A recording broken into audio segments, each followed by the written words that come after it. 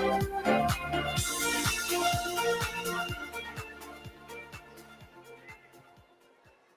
and welcome back. Good morning, good afternoon, wherever you are. I am joined on the stage, and I think this is the first conversation we're having on commitments, communities and commitments. And it's an all-women panel. Isn't that exciting? I am joined on stage by Nandita. I have Goodness here, and I have Aisha. They are all youth leaders doing amazing work in their communities. So without wasting much time, I just want you to introduce yourselves, who you are, what you do, and the things that you care about. My name is Goodness Ogeyi Odey. I am from Nigeria. So I worked on the Sustaining Evidence-Driven Advocacy project with International Youth Alliance for Family Planning, where we're able to work on the first ever sexual and reproductive health and right policy, which is specifically youth-friendly focused. And then in between, I'm engaged as an SRHR advocate. I also get involved in community development project that promotes public health, promotes gender equality, and young people development. Happy to be here. Amazing. And Nandita, tell us about yourself and your work. Great. Hi, everyone. I'm Nandita Thatte with WHO, the IBP network. I'm based in Geneva, but I've come there by way of India, Canada, and the United States. And at WHO, we host the IBP network. It's a network of NGO and civil society organizations dedicated to supporting the dissemination and use of WHO guidelines, evidence-based practices, research, but also importantly, hearing from local partners on what are the gaps in implementation and how can WHO better serve the needs of the communities in which we work. So very happy to be here. Amazing. And Aisha, tell us about yourself. Okay, my name is Aisha Waziri, and I am from Nigeria. I am a 120 under 40 leader. And in this conference, I am one of the members of the youth subcommittee that planned this conference for young people. Back in Nigeria, I work to ensure that young people, particularly young girls, have access to family planning so that they are able to achieve their maximum potentials in life. This is because I believe that if young people have access to family planning, they would be able to achieve all their dreams, even in countries like mine, where young people are married at such a young age. So this is something I love and enjoy doing. So very happy to be here with everyone. Amazing. What I loved was you guys talking about that you love doing this work. Back to you, Aisha. You talked about that you were part of the subcommittee organizing the youth pre-conference. Yes. That just ended. By a show of hands here, who attended the youth pre-conference?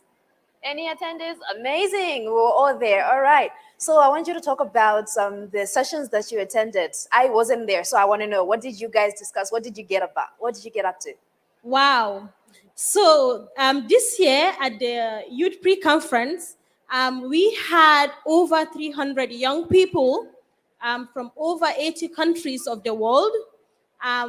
Very energized young people, full of energy. We had about 30 breakout sessions where young people were able to strengthen their capacities to be able to better advocate for young people to have SRH information and services, where the skills were also strengthened to be able to, work with sectors that provide the men services, expand access to contraception beyond just having the short-acting methods, but even the long-acting methods for young people who have, bigger visions and need longer-acting methods. In addition to that, we also had young people who shared at the end of the pre-conference that they felt their opinions, their engagements, the conversations they brought to the tables are highly valued. And this is how we want young people to feel, that their opinions, their participation is highly valued and it will be taken seriously. And not only that, they feel prepared to better participate at the men conference, where they will be seeing different stakeholders that actually make the decisions in their country. So Amazing. they will be doing a lot of engagement That's that great. will hopefully, we believe, will move the needles in our countries. Yeah. Amazing. And Nandita, which session did you join? So we led the pre-conference on implementation, and it was a very well attended pre-conference. We talked about a number of different topics with a number of sessions as well. But I would say that the main takeaways were really listening to local voices. So we really tried to use that platform to elevate the voices of local partners, local NGOs, and civil society. We also got a little creative and thinking about storytelling and other creative ways to communicate evidence. Being at WHO, we generate a lot of evidence, a lot of guidance, but sometimes it takes more than evidence to convince a policymaker. Even if we have the evidence, that doesn't necessarily mean things will change. And so we have to be creative, using storytelling, videos, other ways to really creatively share evidence. And then we talked about monitoring and evaluation. So we know that monitoring is important, but sometimes the important things aren't that easy to monitor. And so we talked about mentorship and collaboration and partnership, all super important things when we're talking about family planning and strengthening quality programming. Amazing. Thank you so much. And you, goodness, what did you get up to?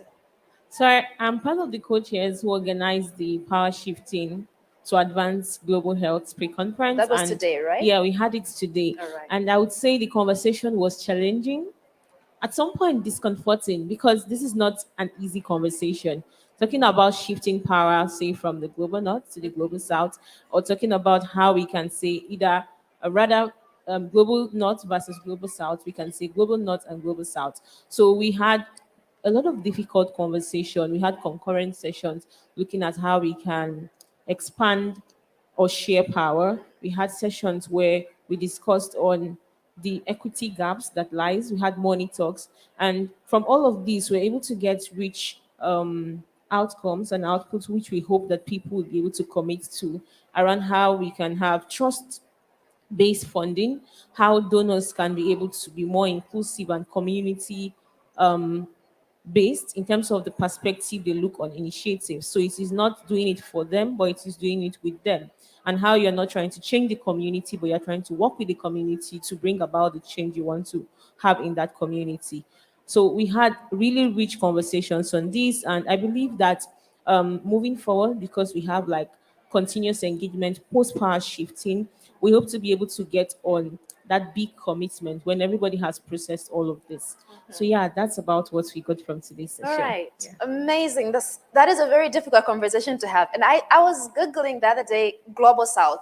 Because, when you think of Global South, you're thinking, okay, the equator maybe going down this way. And then I was enlightened and they said, okay, no, no, no. It's specific countries. It's underprivileged nations. I come from one of the poorest countries and the most overpopulated, Malawi. So this is very passionate to me. I'm like, okay, we need to benefit and we need to lead the conversation. We need to be there. This matters to us and it matters to all of us. I think Nigeria is one of the most populated countries. So this is a very important conversation.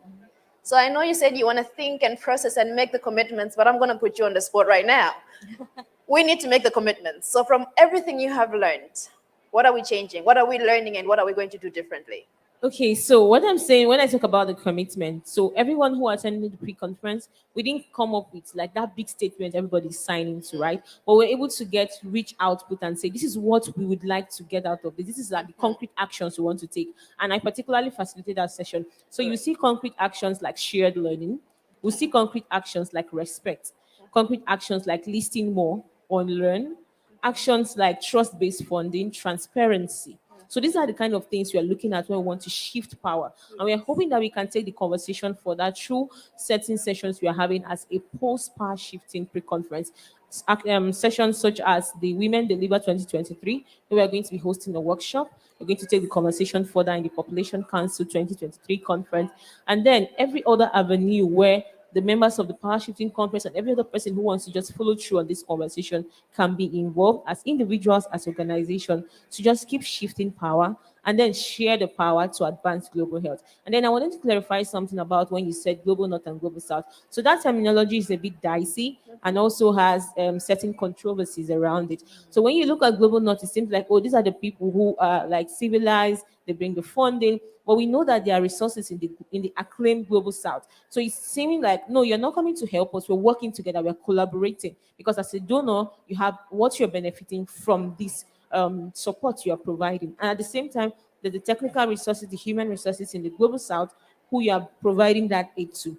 And then we know that we talked a lot about decolonizing global health and all of that. So even with decolonizing, this conversation shows that there are like age-long issues, historical issues that has led to where we are in terms of funding and the dynamics around global health. So we're looking at how we can just take that step, but it's going to be a journey. That's why we don't have that big commitment yet. So we hope to take those steps, and from the pre-conference we advance on it. Amazing. I love how you pointed out that, the difference between the global north and the global south, and how we're changing the conversation from the donor to the beneficiary to partners. We're working together, we're building forward together. So to you, Nandita, how are I we love what building you said forward as together? well. Yeah, I think it's so important. And I will say, through the IBP track that's organizing the implementation sessions, we have 4 sessions in French. We have the only session in Spanish. Even conferences like these, where we're talking about these topics, let's practice what we preach. Let's have sessions in different languages. Let's be open to new people joining the movement. We've sponsored 3 fellows. I want to shout out to my fellows from Malawi, from Nepal, and from Uganda, young people that we sponsored to attend. I think it's important to create opportunities for everybody. And that's all part of the power shifting, right? It shouldn't be the same people attending the Every meetings. time. We should have diversity in the language and the content And young that people. we showcase. And so I love what you said, and we try to practice that through the implementation subcommittee and through IBP. Thank you so much. And Aisha, to you, what commitments are you making today? Um, so we should continue to collaborate. Collaboration, very important. Recognizing our different strengths and collaborating and creating synergy to move the conversation forward, which we have seen this year as well as previous years in the Youth Subcommittee, for instance. We have Alan from the International Alliance for Family Planning. We have Cameroon, um, represented by Jackie. You have me from Nigeria. It was a diverse group of young people planning the conference.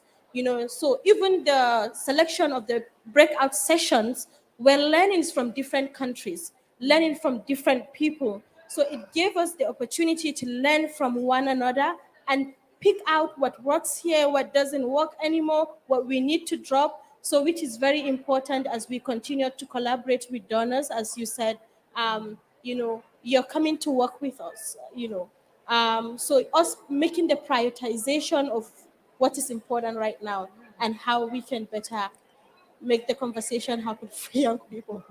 Thank you so much. So that's just a brief rundown of how the pre-conferences went and what we learned. If you are joining us online, don't forget to get involved in the conversation. Even if you are just in the audience, use the hashtag FPNN or the hashtag FP for all or ICFP 2022 so we can know what you think and get you to become a part of the conversation.